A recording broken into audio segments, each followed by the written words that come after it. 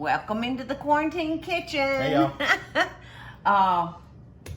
Big man here is fixing to have to leave, so hopefully we can get through this recipe before that Big happens. man. Jamie Deen, nice to see y'all. Alrighty. Jamie, what's one of your favorite foods? What did I have cooked for you when you rolled in from Athens?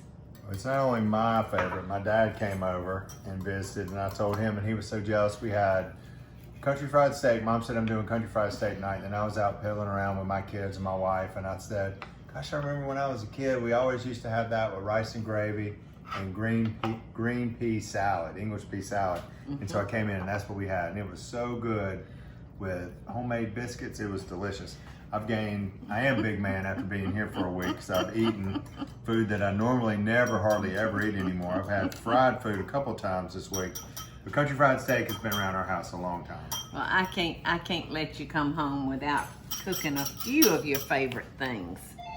So what we're doing here today is a country fried steak, y'all. What I've got here in this pan is 2 egg whites with 2 teaspoons of water. So I'm just gonna whisk this together really well. And in this pan, we've got flour, and I'm gonna add some garlic salt and a little bit of salt and pepper. So we're gonna dredge these country fried steaks that Mom has. Yep, that goes in your flour. We're gonna Salt, dredge pepper, and and garlic powder. we're gonna dredge through the egg whites into the flour, and then we're gonna shallow fry these on a pan on the stovetop. So this is the easy part. What you really want to pay attention to is when you start making the gravy that goes with it, because the gravy's important, and it's a pan gravy that Mama's always made, and it's a good recipe to keep in your arsenal. Yes. So I'll tell you what I'm gonna do.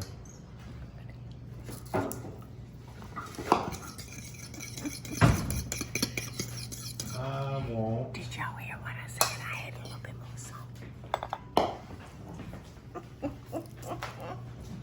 What you gonna do?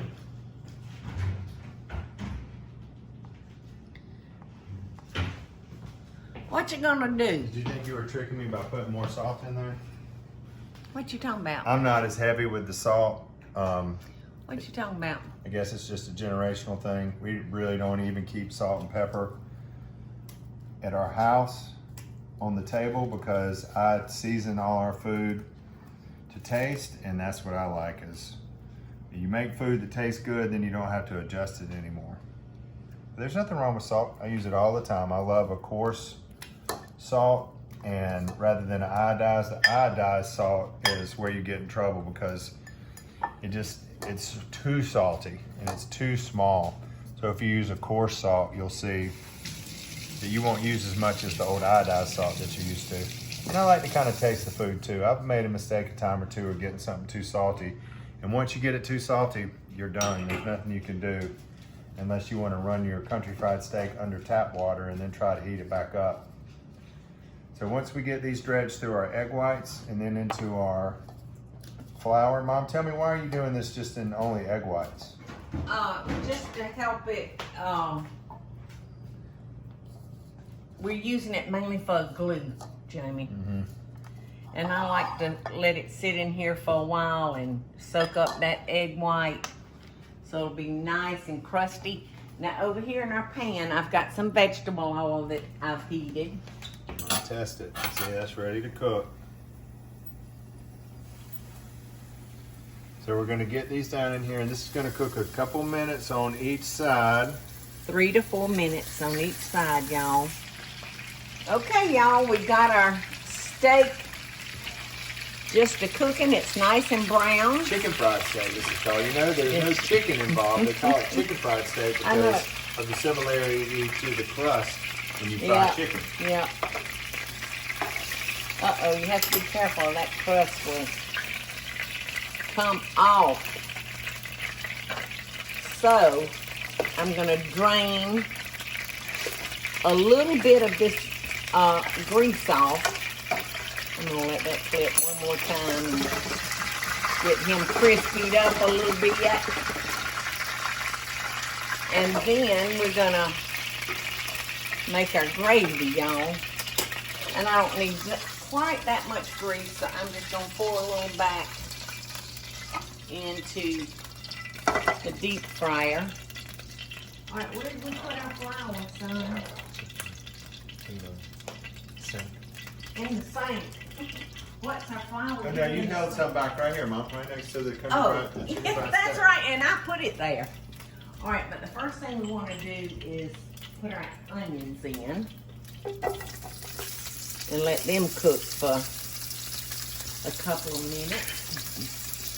And, oh, that has my name on it. I've got a spoon that says Jamie. You want to use the Jamie spoon? I've used it a bunch. Let me see if I can find it. I don't see it. It's probably in the pot to get washed. Probably broke it over my rear end. Here, we'll use Bobby's. I don't see it, but you know what? I try not to use yours and Bobby's much. Uh-oh, I'm using Bobby's right now. I don't use y'all's much because I want to stay in good shape because I thought one day y'all might like to have them. I'll take mine home today, thank you. You're welcome, if you can find it. So the green, you see the green in there, y'all? That's what we call a green onion or a spring onion. You know, the long skinny one, that's just there for color and for pretty. So when these get a little bit softer, we're gonna take our flour, sprinkle it with flour, and add some milk and some water, and we're gonna have a nice cream gravy.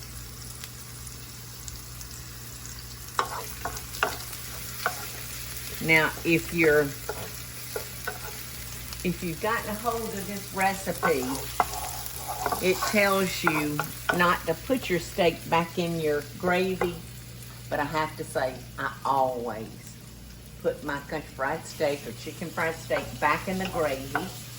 Y'all trust Paula Deen on that. Here, put it in the gravy. Because I want to make sure that it cooks long enough to get nice and tender. Because by nature, a round steak that has been put through a cuber at the grocery store is a tough piece of meat. And you can't eat a round steak if it doesn't go through their cubing machine first. You'd need my teeth, Jamie's teeth, Eddie's teeth, Bobby's teeth, everybody's teeth to be able to chew it. All right, so that flour is going to be our thickening. And, you know, it just depends on how much gravy you want to make as to how much flour you use. Okay, so here we go. We got it mixed up. And so, you know, this doesn't need to be real brown because we put milk in it. All right, now I'm going to add some water. And the recipe actually calls for chicken stock. But I'm not going to have to do that because I'm going to add a wet chicken base to it to give it some nice strength. This is where I use my spoons on my chicken base. Okay, Jamie, just keep that going, son. So this, y'all, before you even realize it, you've made a roux. Now I'm going to add my milk. And there's different types of roux. This is a rendering roux and not a butter roux. Yes. All right, now you want to make sure that you salt and pepper this gravy. But you'll want to kind of taste it first because remember, our wet base is got a lot of salt in it. Looks pretty good, doesn't it, son? It does. All right, I'm gonna reach over you and get our salt. About that much. And our pepper. That's the start of sawmill gravy. All right, so it says to just ladle it on top, but I'm gonna tell y'all, it sure is pretty good. Ain't no use in arguing. I don't know if this is the first time you've seen me on my mama's show, but you know I know of which I speak. Oh, and see the crust that's falling off? You want to stick that back in? I'm going to squirt a little bit more water, son. And you might have to add more liquid along as it cooks. But you'll just want to put the lid on that and let that steak just simmer until it's nice and tender. Stick your finger in there, son. It's hot. It's really, really hot. I don't see my fingers.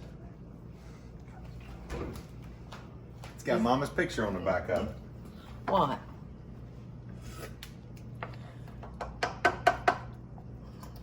You going off recipe? Oh, see. You gonna tell the folks what you're doing? I'm just going to add a little bit more milk. Mom added about a half a cup of milk. Maybe not half a cup, but so that will continue to get thicker as the flour that falls off of our country fried steak is going to help thicken it even more. So we'll just have to keep an eye on the pot and see if we need to eventually add a little bit more liquid. But right now we're going to go with that. And I'm going to try to find a lid to fit in that pot. Y'all, it's funny here at Mama's house when you've been producing pans for 15 years. It's really hard to match a pan to a lid. I can't do that in my plasticware. There is somebody that lives in our plasticware drawer that eats our lids. And one night I'm gonna sit up and I'm gonna wait for him and I'm gonna catch him. So are we gonna spend the next 5 minutes hunting for lids, or are we gonna say thanks y'all for tuning in? No, we gotta taste it. Okay, y'all.